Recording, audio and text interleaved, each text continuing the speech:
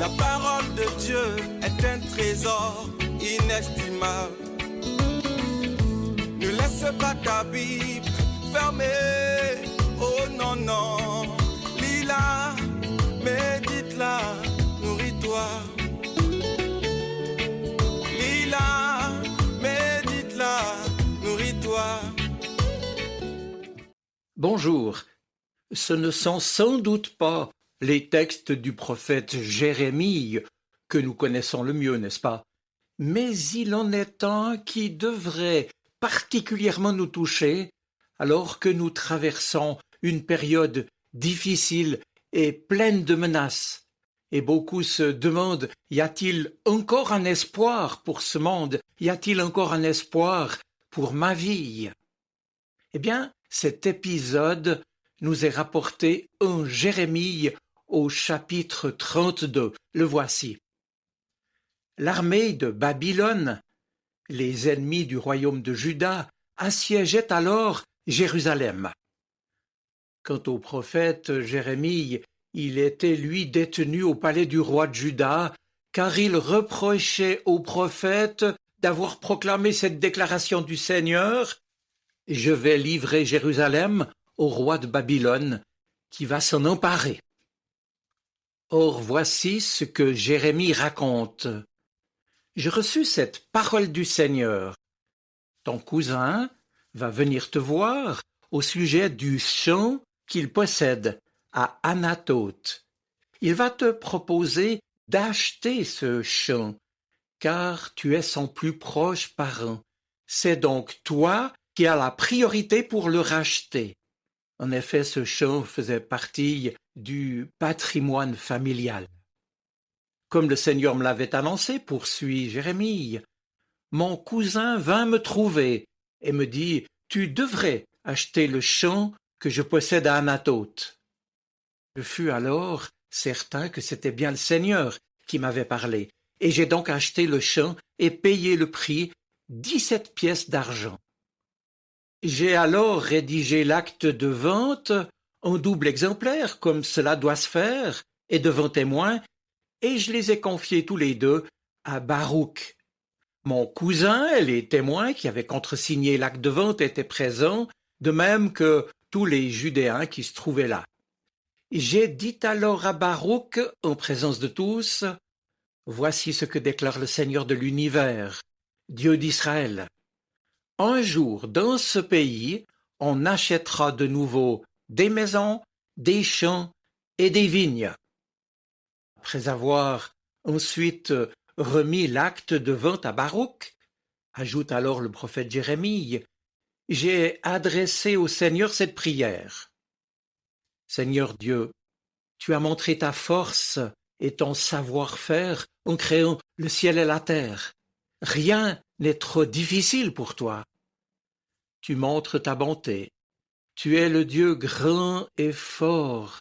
Tu te nommes le Seigneur de l'univers. Tu as de grands projets. Tu es souverain pour les réaliser. Tu regardes attentivement ce que font les humains pour traiter chacun d'eux selon sa conduite et ses actes.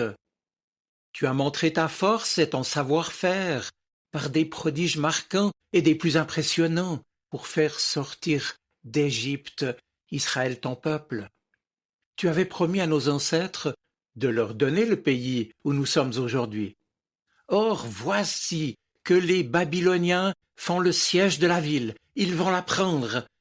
Elle leur est déjà livrée, pour ainsi dire. Ils cherchent à la vaincre par les armes, la famine et la peste. Oui, la ville est presque aux mains des Babyloniens.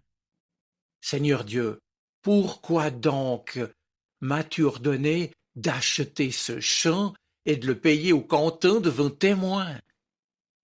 Alors Jérémie reçut cette parole du Seigneur.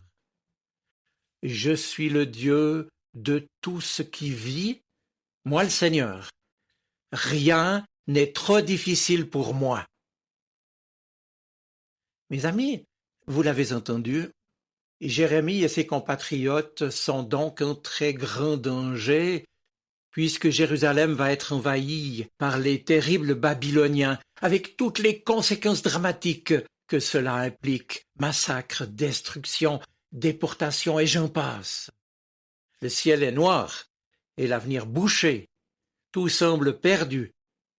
Alors, pourquoi a-t-il fallu que le prophète soit ainsi conduit par le Seigneur à acheter un champ qu'il ne verra peut-être jamais?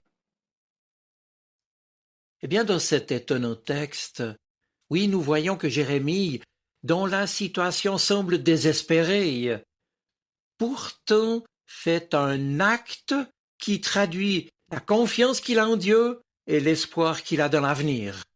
En l'occurrence, c'est Dieu qui espère pour lui et le conduit vers l'avenir, au moment où il est emprisonné dans une ville en état de siège, ravagée par la guerre, la famine et la peste. Oui, symboliquement, acheter un champ, c'est espérer le replanter un jour, le recultiver, c'est espérer qu'un jour la paix reviendra. Car bien sûr, en temps de guerre, on ne cultive plus tranquillement les champs. En temps de guerre, même les arbres parfois sont abattus.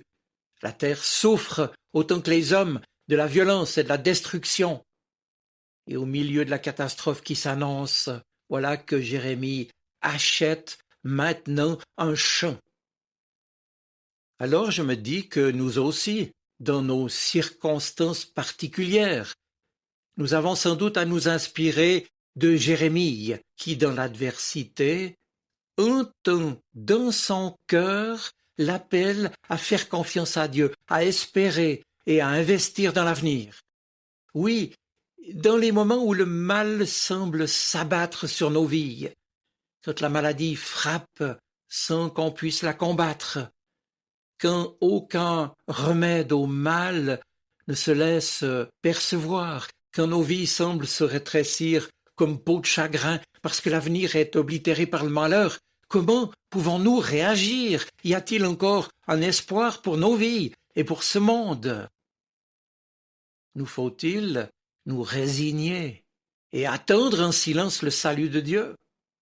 Nous faut-il, au contraire, nous révolter et chercher des raisons au malheur qui nous frappe? Ou bien faut-il miser sur le Seigneur qui tient nos vies et ce monde entre ses mains? Le Seigneur l'a rappelé à Jérémie, au-delà de l'immédiat et du visible, Dieu continue à mener à bien son projet. Alors, nous dit le texte, Jérémie reçut cette parole du Seigneur, « Je suis le Dieu de tout ce qui vit, moi le Seigneur. Rien n'est trop difficile pour moi. » Alors, il faut bien se remettre à agir. Il ne reste donc plus qu'à vivre malgré le mal, vivre malgré le malheur, vivre malgré l'inconnu de notre destin, vivre malgré le risque d'une issue contre laquelle on ne peut rien. Et c'est un sage. Dans le livre de l'Ecclésiaste de l'Ancien Testament, au chapitre 11, qui nous donne alors ce conseil précieux entre mille. Jette ton pain à la surface de l'eau, car avec le temps tu le retrouveras. Oui, une parole de sagesse en effet, qui nous enjoint à prendre des risques pour l'avenir, à prendre le risque de la confiance, et puis à donner pour l'avenir. Quand bien même l'avenir semble incertain, il faut risquer demain, risquer la confiance, poser des actes de construction là même où la destruction semble être devenue la règle, et puis des actes de partage, là même où l'égoïsme semble triompher, des actes qui créent des liens entre les hommes, là même où l'on institue la violence comme seule règle. Avoir assez confiance dans le Seigneur qui peut tout, et pour qui rien n'est trop difficile, pour alors jeter son pain à la surface de l'eau, car c'est comme semer une graine au lieu de s'en nourrir. C'est parier sur le fait que notre espoir en lui ne sera pas vain, qu'on peut compter sur lui, que ses promesses se réaliseront, qu'il y a encore de l'espoir. Acheter un champ, comme Jérémie, c'est d'abord faire ce que Dieu attend de nous. Et puis, ne pas perdre de vue ce que l'on doit aux autres. Le champ était dans son patrimoine familial, il en avait en somme la responsabilité. Et puis ne pas perdre de vue ce que l'on se doit à soi-même non plus. Quand tout vacille, le moindre sens du devoir permet ainsi souvent de résister et de sauver ce qui peut l'être. Et en définitive, acheter un champ comme Jérémie, c'est aussi faire du lendemain de Dieu et de ses promesses la règle de son aujourd'hui et rester vivant, tourné vers lui. Mes amis, nul parmi nous ne connaît la vie qui sera la sienne demain ou dans le futur. Mais s'il choisit le Seigneur de la vie, s'il choisit de lui faire confiance quoi qu'il puisse arriver, alors il peut espérer et avancer.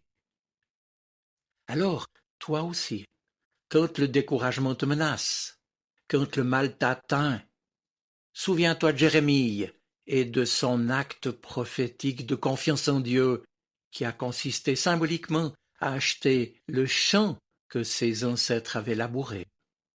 Je vous souhaite une bonne semaine. Soyez bénis. Amen.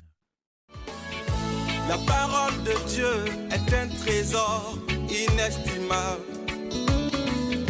Ne laisse pas ta Bible fermée.